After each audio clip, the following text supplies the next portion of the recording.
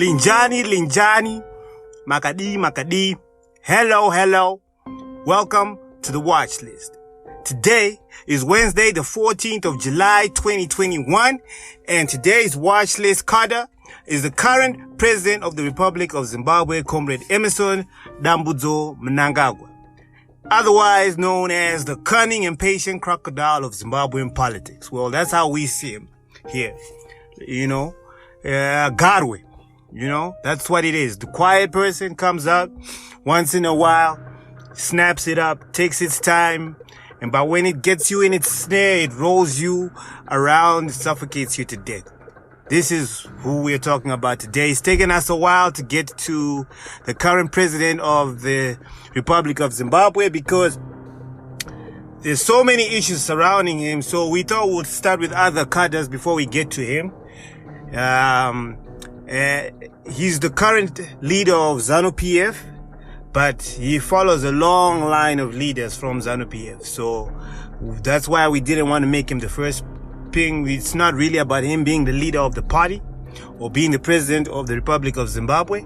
We want to define the person as the person. That's what the watch list is all about. It's about the person. It's not about the position they hold or what they, or how powerful they are, or how much props they should get, or what's that terminology that was coined by the British, all protocols observed. No, we are revolutionaries. He is a cadre. Just like us, the revolutionary star, a cadre is a cadre. Of course, he holds a higher position, but at the same time, we are all cadres. So, that is why we didn't start with the president, but today we are here to talk about not the president, but Comrade Mnangagwa, the individual, the revolutionary, and the cadre. Who is Mr. Mnangagwa? Well, he was born on the 15th of September 1942. He is a war veteran. Let me repeat again.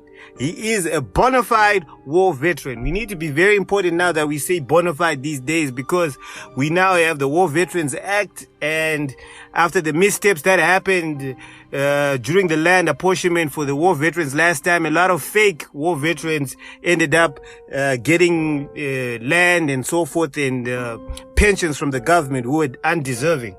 We all know, even though we never discussed it, Kuti, the Puruvezi, a lot of them were there, sellouts were there, Special Branch was there, CIO was there. All of these people had fellow black brothers who were in these forces. RIAF had them as well. These are unspoken things of which we have forgiven them, but we all know they're amongst us. We all know that there are generations who know that their relatives were on the Rhodesian side. It's okay. It's a problem. We are accepting of white people now. We are also accepting of them. However, we need to identify who a true revolutionary is and who a true revolutionary is not. And Comrade Mnangagwa, first and foremost, is a true revolutionary.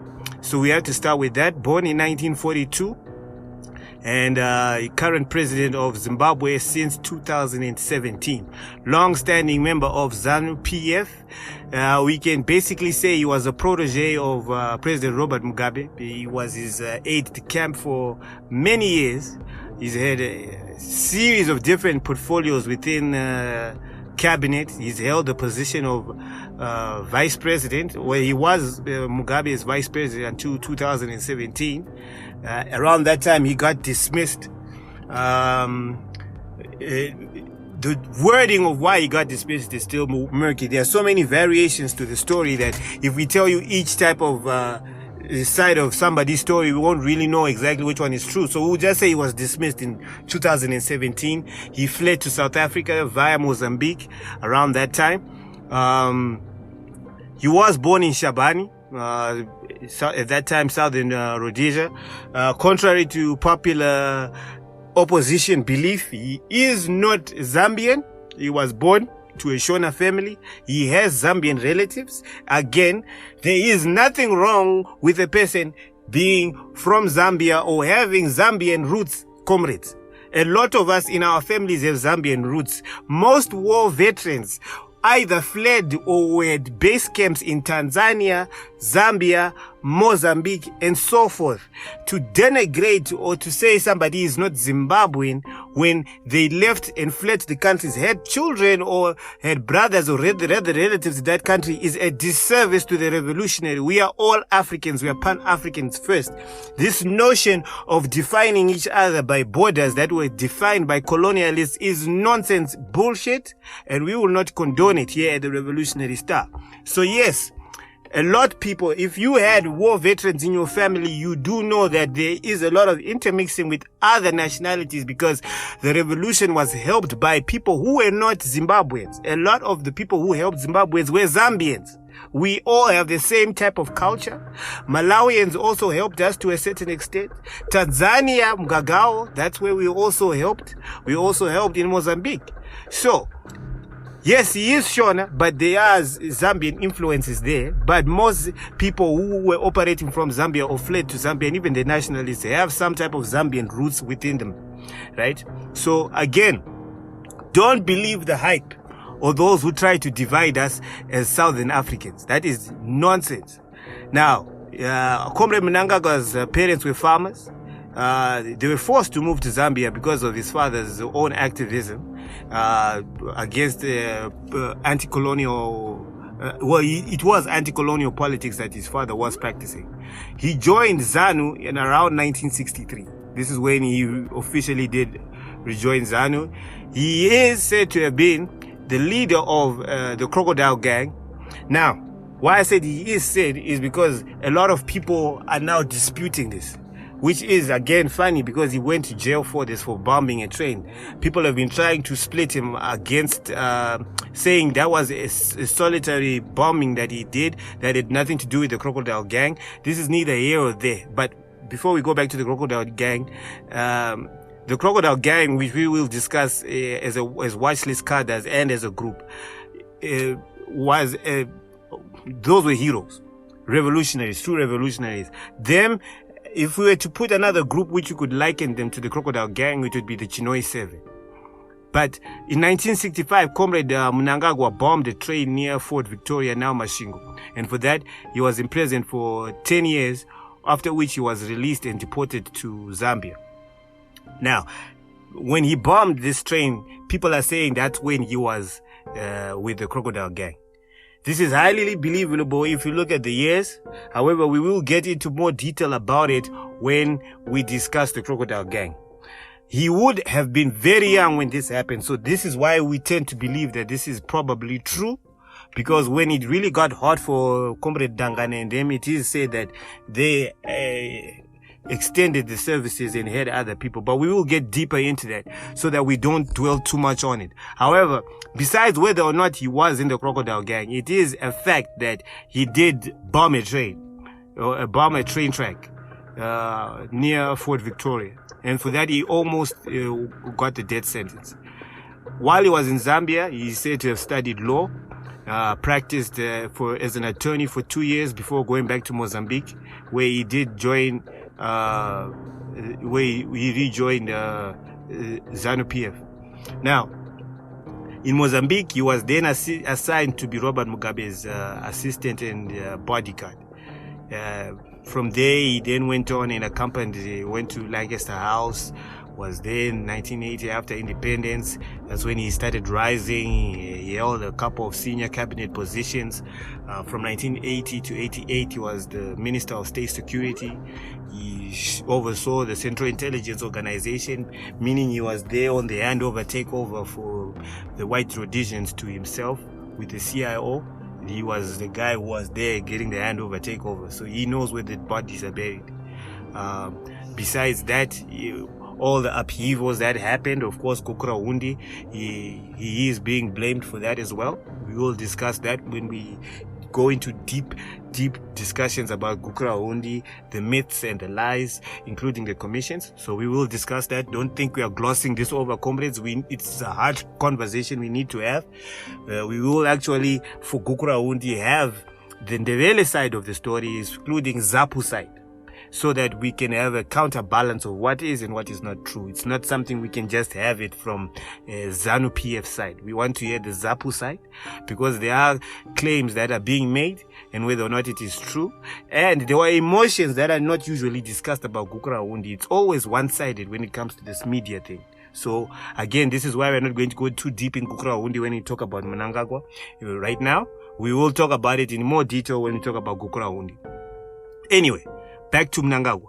Yes, around that time, he was Minister of State Security and so forth. And after that, he also became Minister of Justice, Legal and Parliamentary Affairs. This was from around 89 to 2000, somewhere there. After that, he went on to become Minister of Rural Housing. I think maybe after Minister of Rural Housing. Oh, yes, yeah. Then he also became Minister of Defense from around 2009 to 2013. And then after that, he became Minister of Justice again.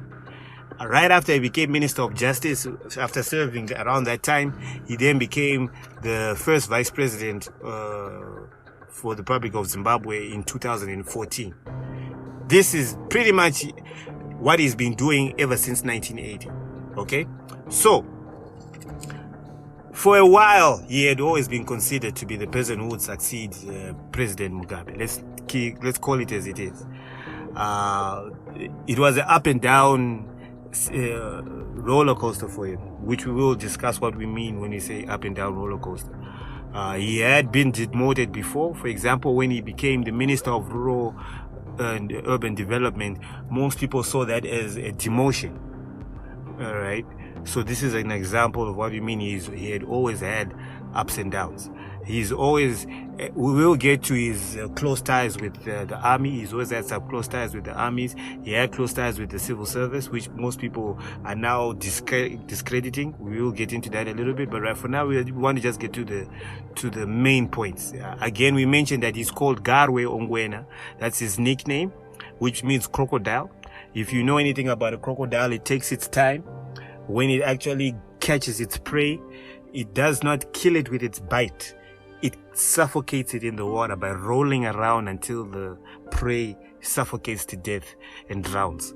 This is why you see, why is he called Garwe? His actions, quiet individual, plots. When he makes a move, it has to be decisive. Very rarely does he make a move that ends up being very detrimental to his own safety. So, which is again another reason why he's also been known as ZANU-PF's enforcer. For a while, he was known as ZANU-PF's enforcer. He's a born-again Christian, a person who accepts that he did a lot of, killing and deaths, and born again. Again, as we mentioned again about most of these war veterans that we are going to be speaking of, that were not nationalists but were soldiers. They have a dark side, right? Any soldier who is in a battlefront, whether it's a guerrilla fighter or a properly professionally trained soldier, has a dark side. If you do not understand this, you're just playing propaganda. Anyway, moving on. So this is who we are talking about. This man he made Midlands his home area, even though he's Shumba and from Masvingo. Now, after we have discussed this is generally who he is. After that, of course, we can say he's from the Karanga tribe, something I also want to touch on.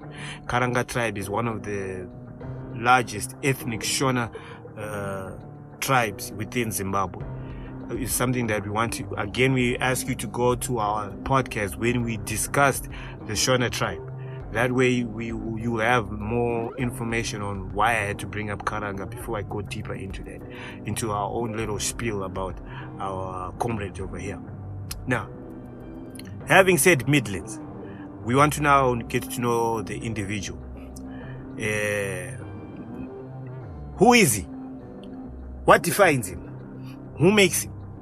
We can never really know because this man is quiet. He rarely talks. He rarely discusses. And as the older he gets, you can tell that he now looks for acolytes or proxies to show how he thinks instead of himself saying what's on his mind, right? He was recruited in 62, allegedly. We're not really 100% sure. He was recruited by Willie Musarura. That's how he joined ZAP. This is one of those rare breeds these days who was both ZAPU and ZANU, right? This man is a fighter.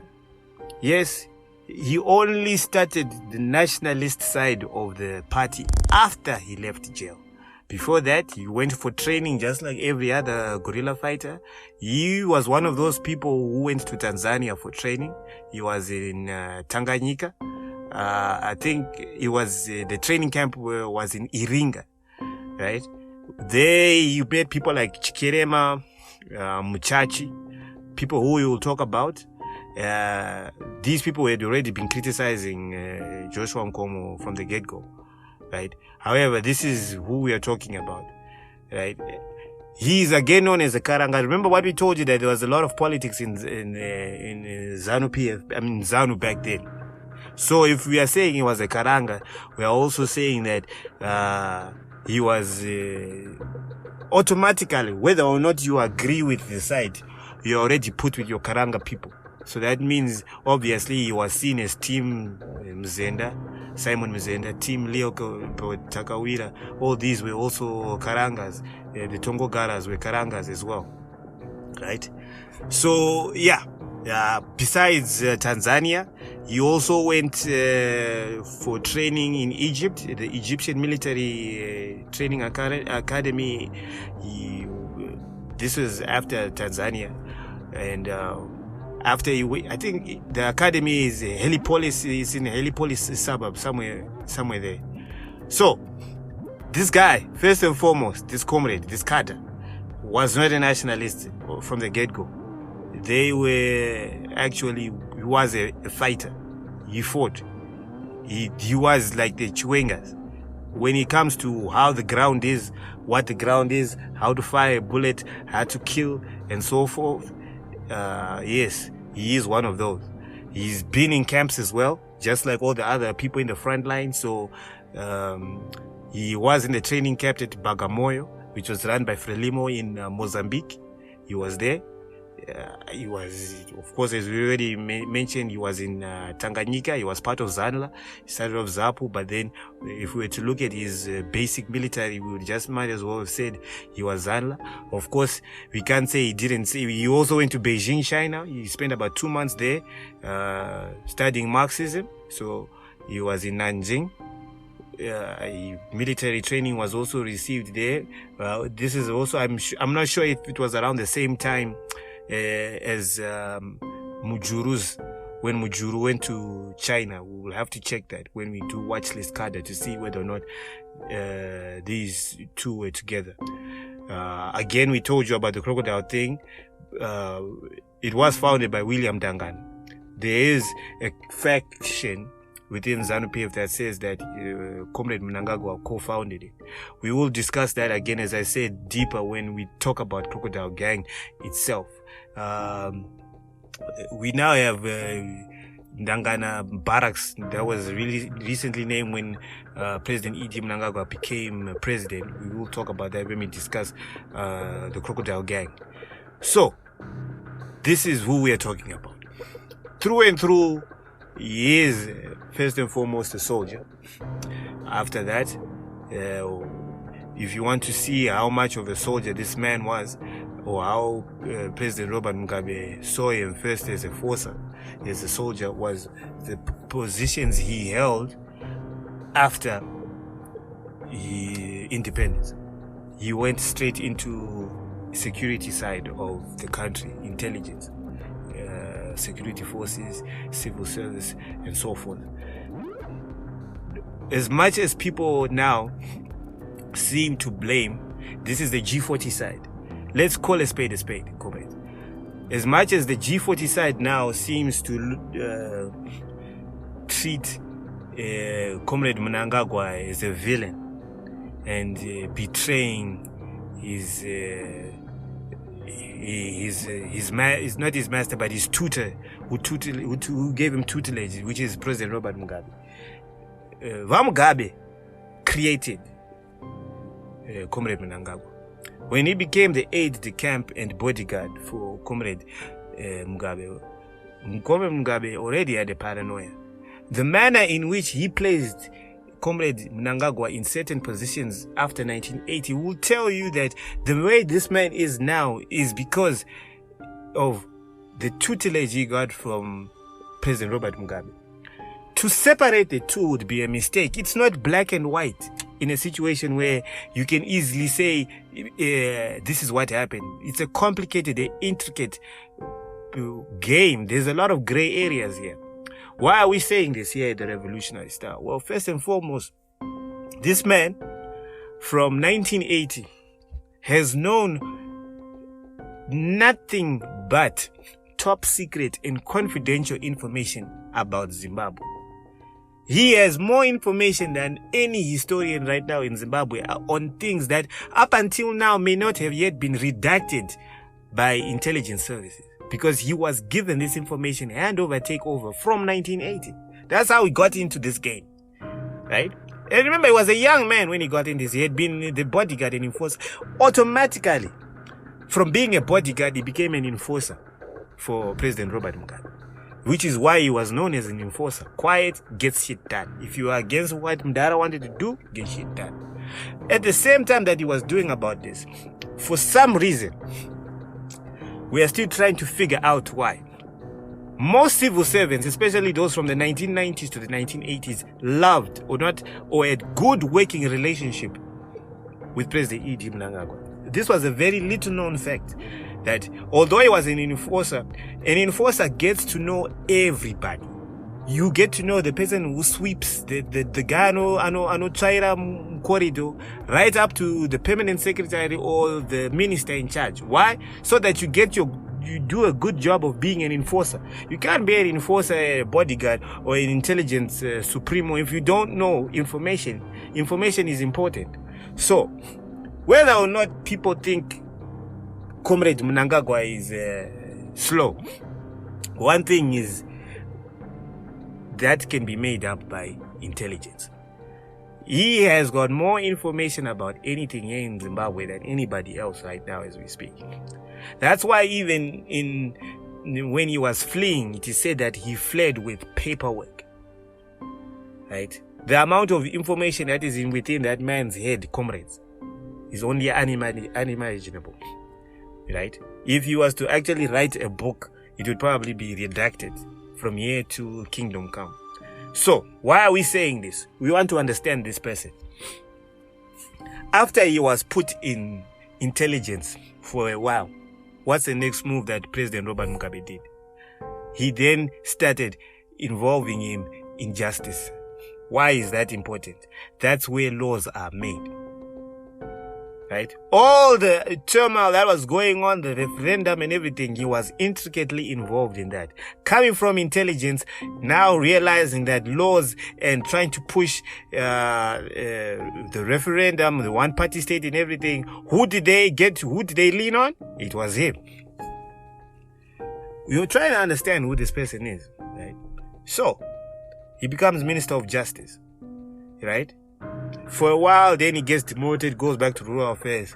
Then what happens again? He gets put right back into justice. When he's vice president, what portfolio was he most concerned about? Justice and legal parliamentary affairs.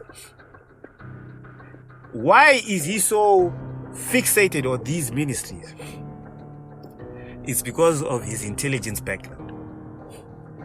Why are we saying intelligence background? This man has more information about Zimbabwe than any other person. The only people who can maybe be at par with him are former generals who also have the military side. So they deal with the military intelligence department. But even the army itself and generals won't have the political aspect of it, which is CIO. He had the best of both worlds. He had good working relationships with army people, as well as being an operator within the intelligence services. Let that sink in, cadres. Now, for a man like that to have survived for this long in Zimbabwe, right? Survived almost being hanged during Tamia Smith, right? Have been the few person. This man has seen Anatakawira, Anatekere, Ino Sinkala, Maurice Nyagumbo, all these big dogs who we are going to discuss as watch list people. He's been there, right? He's blown up a train himself, right? I think it was, he was arrested maybe in 1965 at Michael Mawema's house, right? This guy has been tortured by special branch, who he ended up incorporating and getting to know in working relationships once he became the CIO, in charge of the CIO after 1980 with Ken Flower. Let this sink in, comrades. You were trying to understand who this person is, right? Torture, right? People who you knew, my officers in charge, my commissioners, is where, because remember, special branch is where the CIO recruited its operatives, right? So now CIO. So all these people are known. There's no way you didn't get to see special branch if you were a revolutionary. You were always going to meet special branch, even if you were not a guerrilla fighter, if you were an activist or a trade unionist. Waito teaser, like the trade unionists who became nationalists, Vaito Sangananema special branch. That's how they would end up getting my scholarship of teaser, going to UK and the US and so forth, and so forth. There is no way you ever came across a special branch. Right? Special branch is where was mainly, that's where CIO operators were ended up being recruited from. So, those who tortured him from special branch, some of them ended up becoming CIO operators. These are the same people who were there in the ministry when he became the minister in charge in 1980. They incorporated everything. Why? Because Mdara Bobe told him, what? This is how we're going to do this. Right? The same Law and Order Maintenance Act, right, that was used to sentence him to death is what he ended up using as well against opposition leaders. Let's call a spade a spade. We're trying to tell you how pragmatic and real this man is. Real politic. If he was in Russia, you'd be a Putin. As much as you don't want to admit it. He's built from that KGB type of thing, whereby you use the resources in front of you, right? And then you change what doesn't work, right? So we're trying to describe who this person is. He knows how to network. Talking is not his strong point. But from an intelligence perspective, not every intelligence operator is a talker. The goal about that is to gain as much information and intel as you can, human intelligence and technological intelligence, until you have enough dots on the board so that you can make a decision on what you want to do. Right? This is who this man is. So, can we call him stupid? Comrades. This is what the opposition has been trying to spin Cadre here for ever since he became president in 2018. Can we call somebody like that a fool or stupid? A person who has thwarted death, managed to become a president alongside his compatriots who have managed to maintain the party ZANU-PF, have been coalescing the different factions within ZANU-PF as we speak, even though nobody seems to notice it. Can you call somebody like that an idiot or a fool? These are the missteps that the opposition always makes, whereby the liberal way of thinking and the glitz and the glamour and the social media age that we live, where everything is 2 seconds, it's an ADD environment, attention deficit disorder. You miss small little things on the ground, which is why in ZANU-PF they value Munaripa ground more than anything. Munaripa ground. What is that for those who don't understand, Shona? The person who is actually on the ground, boots on the ground, knows the exact terrain of whatever is happening. So, this is who this man is. He's not the only one. We have the Comrade Chinyamasa, who we will speak on. He's another person who is seen as a fool. We will talk about him on our watch list, Kada. We have Comrade Chiwenga.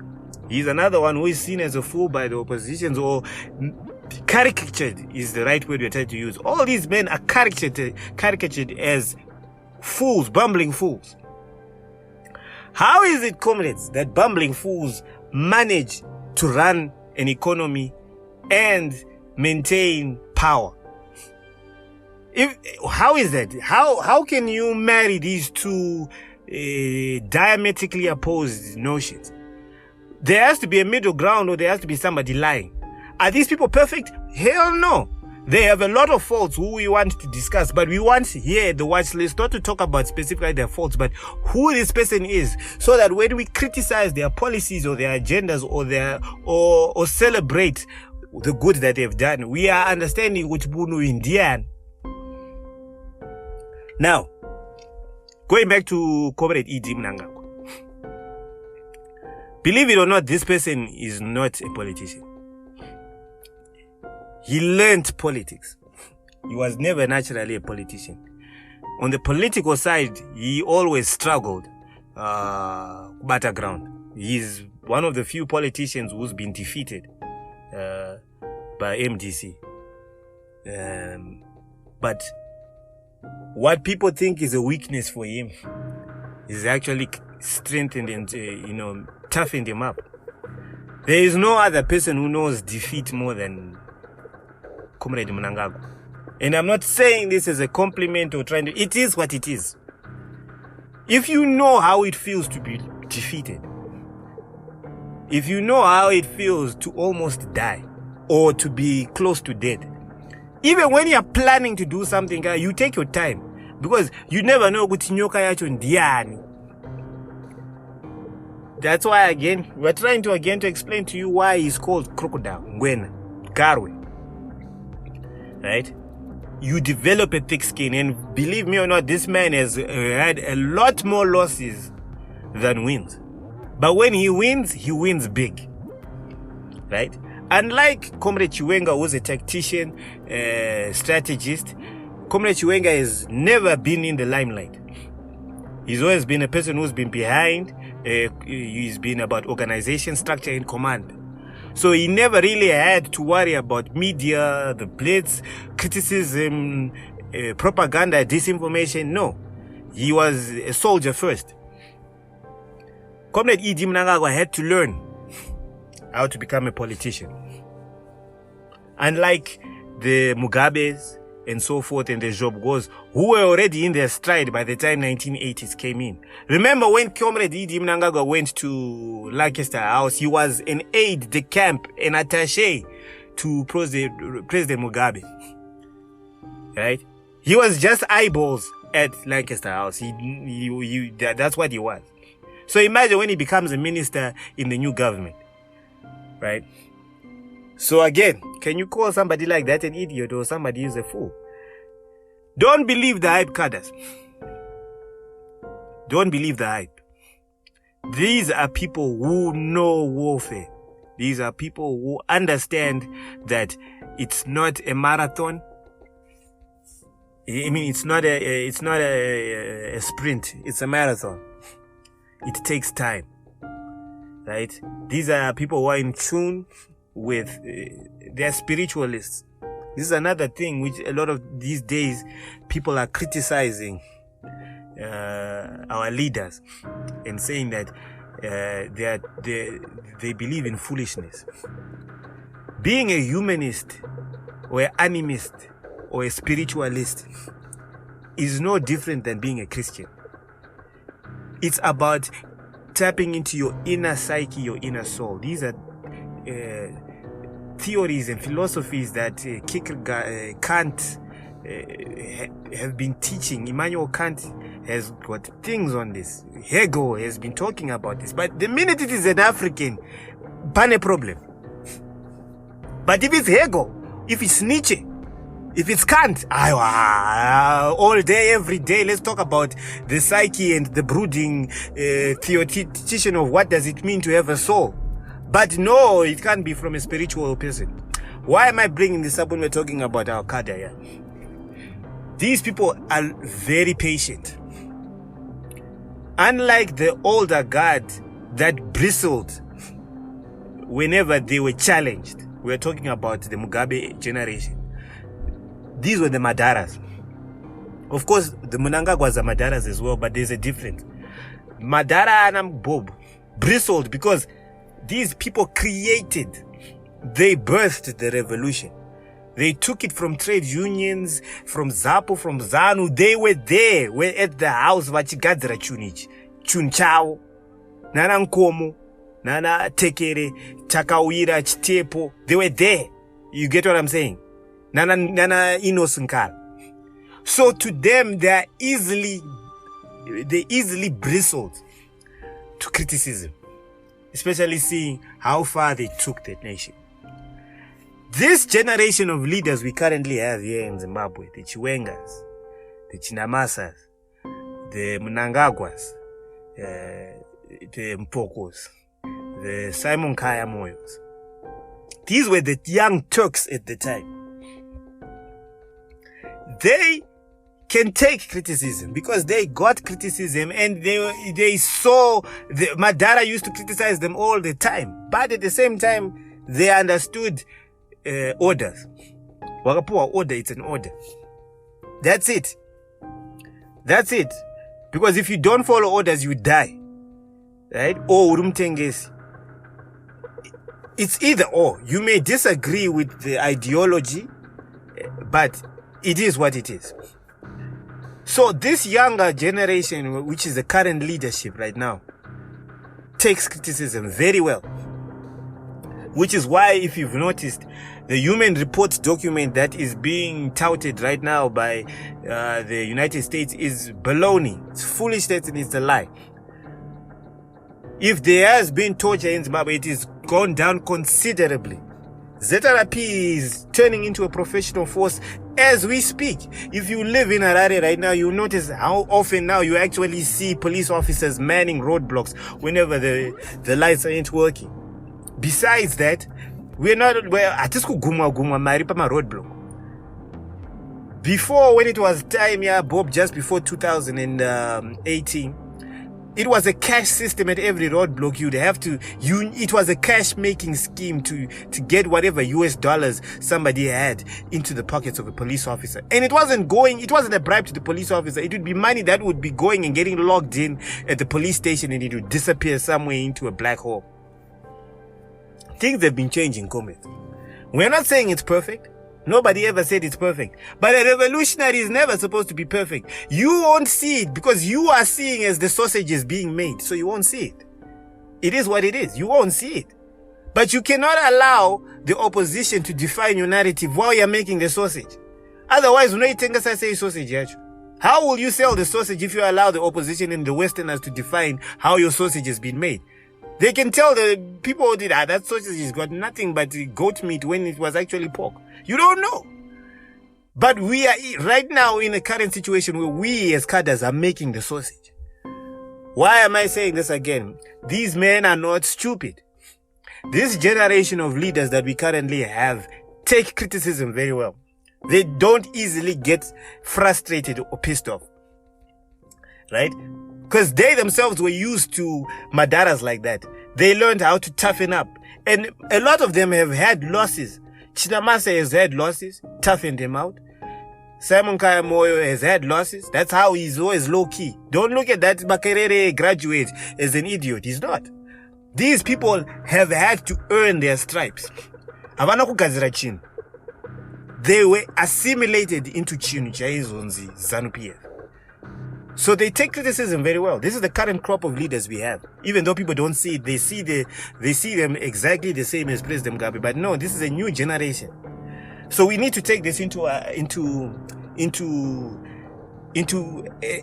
need to take this as a variable when we are looking at the way policies are being drafted right now.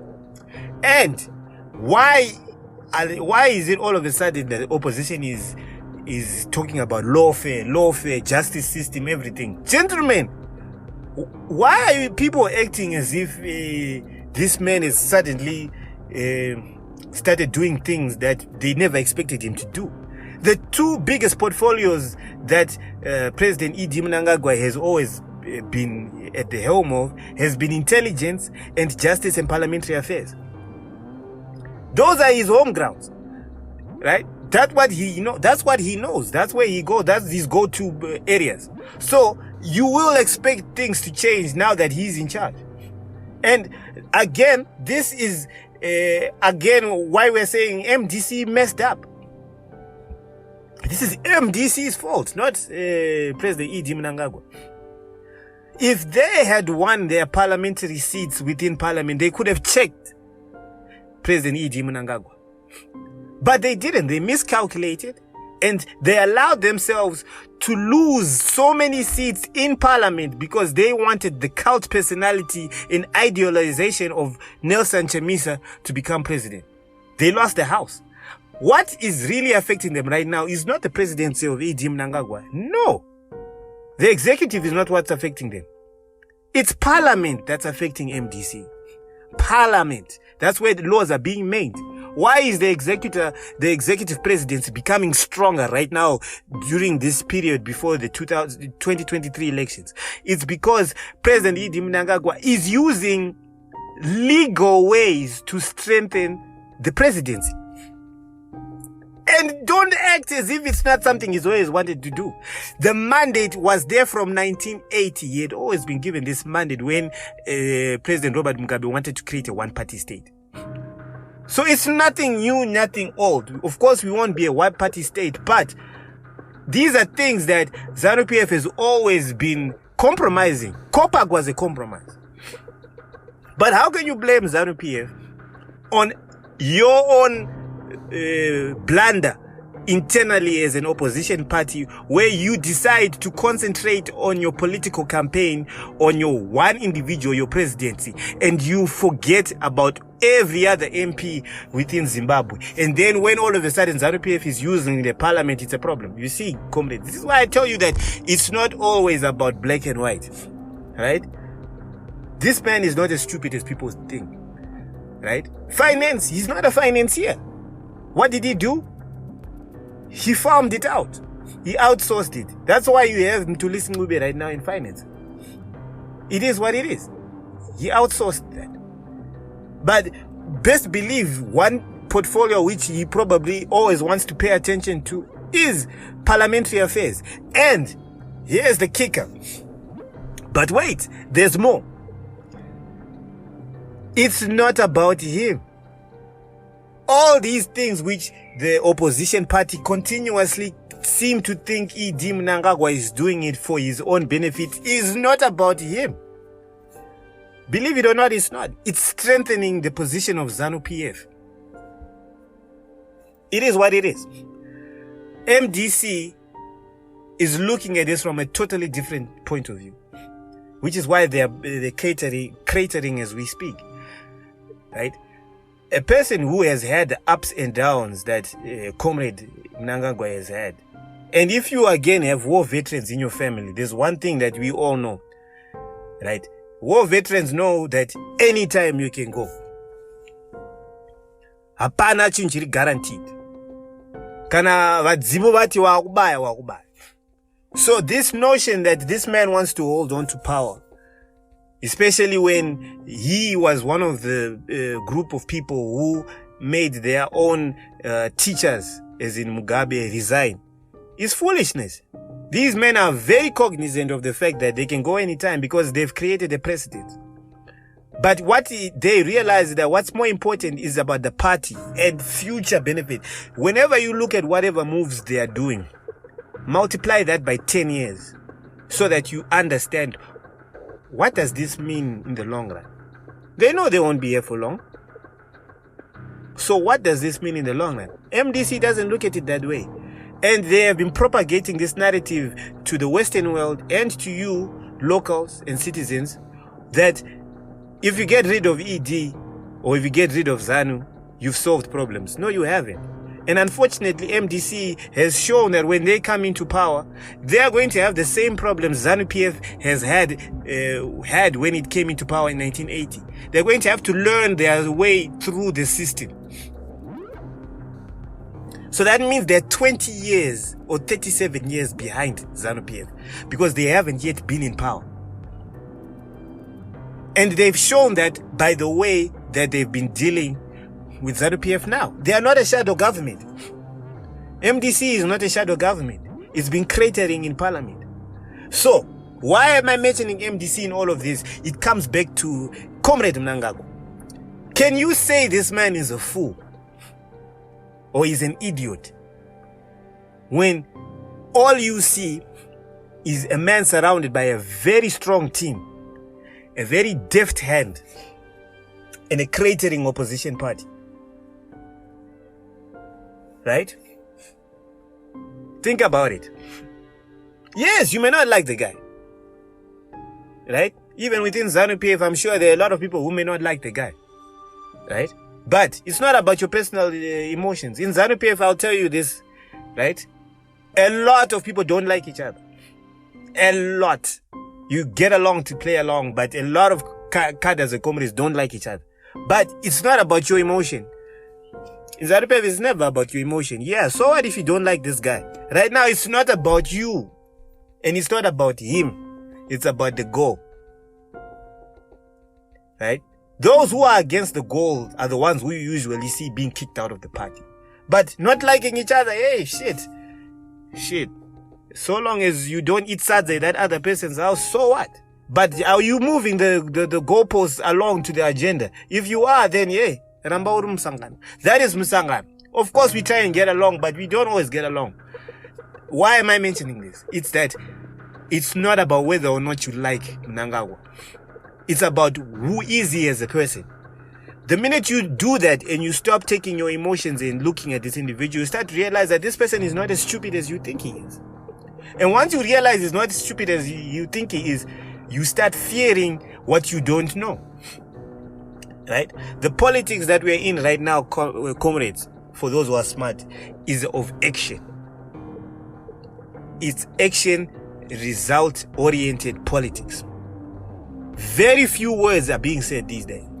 And they've outsourced the talking and the spinning to the younger generation, the ones in their late 50s, early 40s. These are the ones who are now spinning media and everything. But they don't know what's really going on behind the scenes. I will tell you that for a fact. Right? Because these badaras have given up on trying to explain what they're going to do. You don't like us anyway. Right? They know they won't have the charisma that Comrade Robert Mugabe had. So they don't play on a playing field that they know they cannot adjust to.